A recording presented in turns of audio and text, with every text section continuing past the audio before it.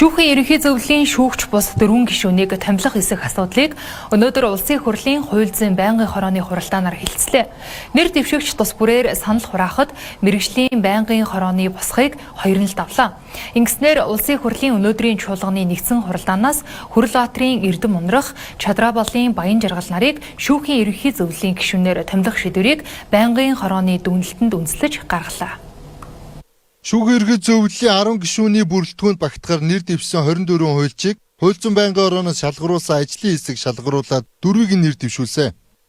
Хуульч Эрдэм ундрах, Баян Жаргал, Жавхлан төгс, Өнөр Жаргал нар 2 сарын хугацаанд шалгаруулалтыг давахдаа цаашаа шүүмжлэлээс ангид байгаагүй. Байнгын орооны санал хураалтад өмгөөлөгч Жавхлан төгс, Өнөр Жаргал нар унлаа.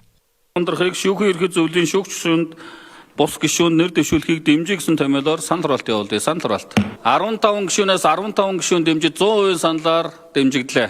Чадрабалын Баян Жаргалыг 15 гишүүнээс 11 гишүүн дэмжиж 73.3%-аар санал дэмжигдлээ. Жавхлан төгсийг 15 гишүүнээс 7 гишүүн дэмжиж 46.7%-аар дэмжигдсэнгүй. Өнөр Жаргалыг 15 гишүүнээс 6 гишүүн дэмжиж 40%-аар санал дэмжигдсэнгүй.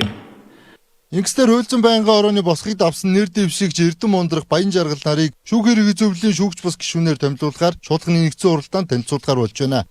Хүрлбаатарын Эрдэм ундрах нь Германд эрх зүйчээр төгссөн Монгол Улсын их сургуульд багшилж байгаад хууль зүйн үндэсний хүрээлэнгийн захирлаар ажиллаж исэн туршлагатай юм доктор байна.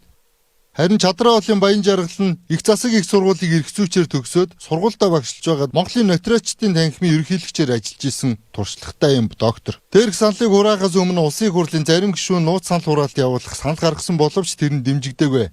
Энэ санал хураалтыг нууцаар явуулж өгөөч.